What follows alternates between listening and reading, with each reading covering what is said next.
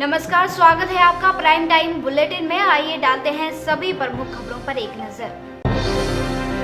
CM Trivendra Singh Rawat और विधानसभा अध्यक्ष प्रेमचंद अग्रवाल आज हरिद्वार दौरे पर रहे, जहां उन्होंने 3 कार्यक्रमों में शिरकत की। तीनों जगह सीएम ने संतों का आशीर्वाद लिया। सीएम ने कहा कि उत्तराखंड का समग्र विकास उनकी प्राथमिकता है। आपको मैं बता दूं कि जब मैं पिछली सरकार में भाषा मंत्री था, उस समय हम संस्कृत को राज्य की द्वितीय राजभाषा का दर्जा पहले ही दे चुके हैं। इसलिए मेरे ख्याल से ये सवाल को पूछने की गुंजाइश थोड़ा कम हो गई है। देखो, हमको किसी की नकल नहीं करनी है। हमको उत्तराखंड कैसे चलना है, हमको उसके बारे में विचार करना है। यूपी की अलग परिस्थितियां हैं, उत्तराखंड की अलग परिस्थितियां हैं। उत्तराखंड के जनमानस की भावनाओं के अनुकूल हम सरकार चलाएंगे, ऐसा हम आपको बोलना चाहेंगे। ब्रह्मस्वरूप ब्रह्मचारी ने कहा कि प्रदेश में संस्कृत की हालत खराब है। उन्होंने सरकार से तमाम संस्कृत स्कूलों में संस्कृत शिक्षकों की नियुक्ति करने की मांग की। समाज तो संस्कृति का प्रतीक होता है। उत्तराखंड राज्य में अभी सरकार जो भाजपा की बनी है, स्पीकर साहब ने संस्कृत में ओथ ली है। संस्कृत में ओथ लेने का मतलब ये नहीं है कि संस्कृत का भला हो गया। संस्कृत को धरातल पर लेकर के उसकी तरफ बढ़ेंगे। पूरे उत्तराखंड में जितने भी संस्कृत विद्यालय हैं, सैकड़ों साल पुराने विद्यालय हैं, उनमें कोई भी संस्कृत टीचर नहीं है। संस्कृत के विद्यालय सारे जीर्ण शीर्ण अवस्था में पड़े हैं। संस्कृत पढ़ाने वाला कोई टीचर नहीं है।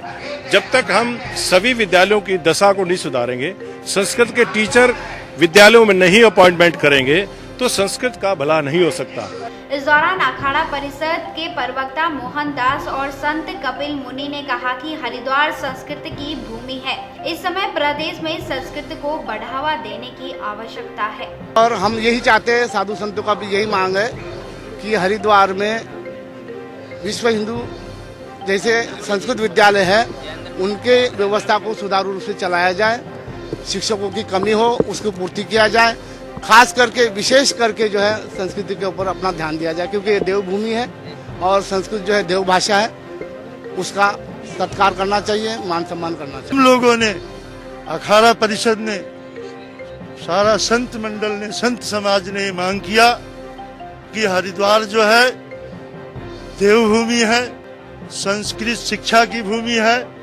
हरिद्वार में लगभग हरिद्वार ऋषिकेश में सैकड़ों संस्कृत महाविद्यालय जो है शिक्षार्थियों को शिक्षा दे रहे हैं। संस्कृत महाविद्यालयों में विभागाध्यक्ष, अध्यापक और प्रधानाचार्यों के करीब 60% पद जो है रिक्त है।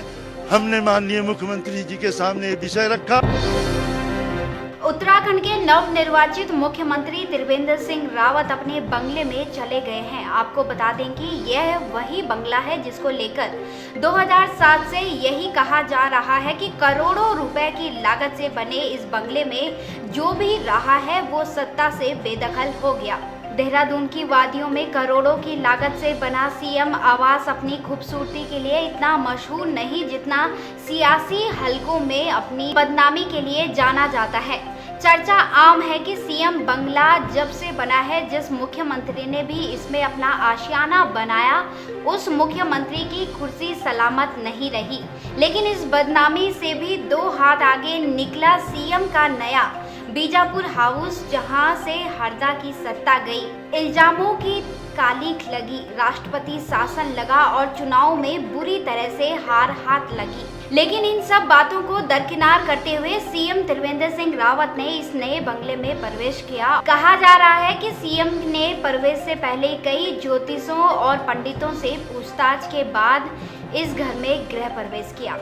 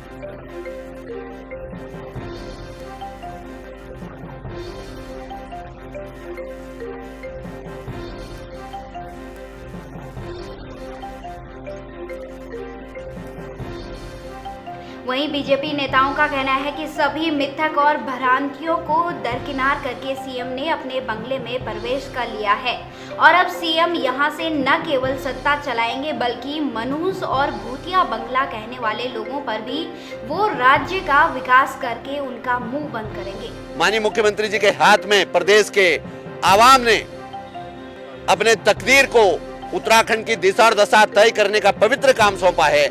अपने कामों से निश्चित रूप से वो मुख्यमंत्री आवास एक पवित्र जगह बनेगी आने वाले दिनों में, और लोग जो इससे पहले वहां से रहने से बचते फिरते थे, ढोंग तमाम पलायन करके अंधविश्वास के सहारे, वो सेवा के दम पर दोबारा आने की बात करेंगे, ना कि अंधविश्वास और टोटकों के बल पर दोबारा सत्ता में पहुंचने की बात करेंगे।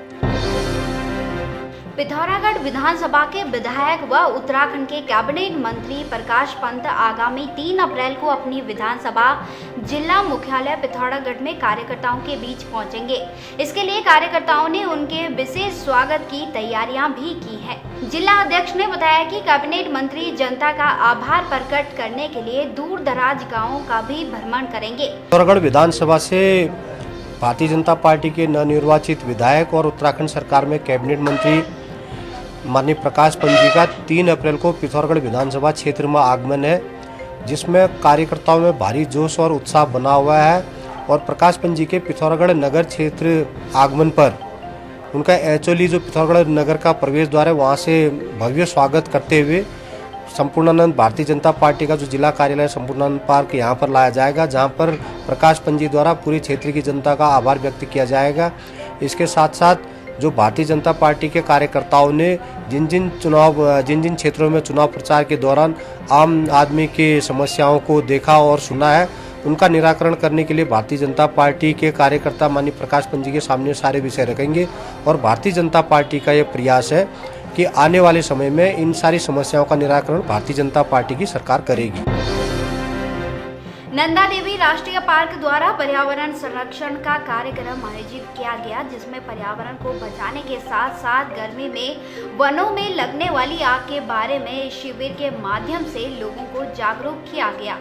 लेकिन वन विभाग के कम प्रचार प्रसार के कारण इस कार्यक्रम में कम ही लोगों ने शिरकत की, जिससे वन विभाग द्वारा यह कार्यक्रम आम जनमानस से दूर ही रहा। सभी लोगों को जागरूक करना है, खासकर हमारे जो यहाँ के ग्रामवासी हैं या शहरवासी हैं, कि हम सबको पर्यावरण को सुरक्षित रखने में अपना अपना सहयोग देना होगा।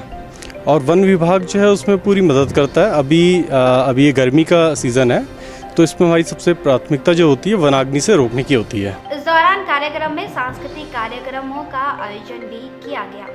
ये बहुत ही बढ़िया है, क्योंकि हमारा ये जो सब एकदम सुरक्षित जोन में है, और हमारे जो विशेष तौर पर हमारे लोकगीतों में, हमारे गीतों में तो वो है ही इसका जिक्र कि हम अपने पेड़ों को, अपने जंगलों को सुरक्षित रखें। एगे मौल्यार घास मली बौणपन लगते डालियों देखुला हम तुम, डाली बोटी है साणी बुलौनी हम ऊँचा, हम तेन काटा तुम हमारा में तिछा। मसूरी घूमने आए एक पर्यटक की संदिग्ध परिस्थितियों में मौत हो गई। किंग रेंज के निकट एक होटल में रुके मृतक अमित खान की सुबह अचानक तबीयत बिगड़ गई तो साथ आए दोस्त ने सेंट मैरी अस्पताल में उपचार के लिए उसे लाया, लेकिन चिकित्सकों ने इस दौरान अमित को मृत घोषित कर दिया। ये बॉडी लाई गई 108 द्वारा, जिसका नाम है अमित खान। तो ये डेड बॉडी जैसे यहाँ ब्रॉड डेड हम इसको मानेंगे। एंड इसके बारे में हमने जो पुलिस इंफॉर्मेशन है वो दे दी है। फिर पीएम होगा, उसके बाद मृत्यु का कारण पता चलेगा। वहीं पुलिस के अनुसार मृतक को सुबह उल्टियां हुई थी। अब पुलिस पूरे मामले की जांच पड़ताल में जुट गई है। मृतक हरियाणा के कुरुक्षेत्र का रहने वाला बताया जा रहा है। ये हरियाणा का रहने वाला है। 2 दोस्त आए थे, अमित खान उसका साथी था। ये कल आए थे रात को, जैसा स्टेटमेंट रुके थे वो बता रहे हैं कि ये सुबह जब उठा थे इसे उल्टी वॉमिटिंग हुई, उसका 108 से हॉस्पिटल आया तो यहाँ डॉक्टर ने मृत घोषित कर लिया। अब उसके परिजन आ रहे हैं, पंचायत में कार्रवाई की जा रही है। रुड़की के सुनेरा में 9वीं की नाबालिग छात्रा के लापता होने से हड़कंप मचा हुआ है। बीती 18 फरवरी को छात्रा घर से लापता हुई थी। तभी से लापता छात्र के परिजन पुलिस के चक्कर काट रहे हैं, लेकिन अभी तक भी छात्रा का कोई सुराग हाथ नहीं लग पाया है। छात्रा के परिजनों का आरोप है कि घर में अकेली देकर युवती का अपहरण किया गया है। ड्यूटी गए हुए थे, मैं साथ तो मेरे पास फ़ोन गया था, उन लड़कों का भी फ़ोन आया मेरे पास में रात में। ये मैंने कहा कह रहे शिलानी हमारे साथ में, मैंने कहा कि झूठ बोल हमारे साथ में है, अभी बात करवा रहे, उन्होंने बात नहीं कर रहे, फ़ोन बंद कर दिए। इसी दिन से फ़ोन कर लेंगे। इस लड़के का भी फ़ोन आया मेरे पास में, कह रहे कि शिलानी मम्मी तुम कैसे इल्ज़ाम लगा रहे थे, जब तुम दिखाया रहे नहीं तुमने करा तो हमारे सामने आ जाओ, तुम हमारे सामने भी नहीं आए। लड़के का अपहरण किया है उन्होंने? हाँ जी, लेके गए लड़की को, ये कौन लेके गए घर से कुछ। उधर इस मामले में सीओ स्वप्न किशोर का कहना है कि युवती की तलाश की जा रही है। इसके लिए पुलिस ने टीमों को भी रवाना कर दिया है। जो भी उसमें सभी संभावित पहलुओं से जो भी सुराग मिले हैं उसके आधार पर कार्रवाई की जा रही है। टीम भी रवाना की गई है जहां पे उनकी लेटेस्ट लोकेशन आई है। चूँकि चीज़ें निरंतर परिवर्तनशील हो रही हैं, इसलिए थोड़ा वक्त लगा। सर, जिस तरीके से परिजन अपहरण का आरोप लगा रहे हैं, वो बाकायदा नाम से कह रहे हैं कि अपहरण हुआ है उसका, कहाँ तक मामला सत्य है? ये जो भी चीज़ें जो भी तथ्य सामने आ रहे हैं उसके आधार पर विवेचनात्मक कार्रवाई और विधिक कार्रवाई की जा रही है। अपहरण हुआ है, इस संबंध में विवेचना के उपरांत ही सम्यक रूप से कोई टिप्पणी की जा सकती है। दौरान विवेचना किसी भी तरह के तथ्य का रहस्योद्घाटन करना समीचीन प्रतीत नहीं होगा, क्योंकि इससे कहीं न कहीं जो विवेचनात्मक कार्रवाई हो उसके दुष्प्रभावित होने की आशंका बनी रहती है। इस बुलेटिन में फिलहाल इतना ही। तब तक देखते रहिए देवभूमि न्यूज।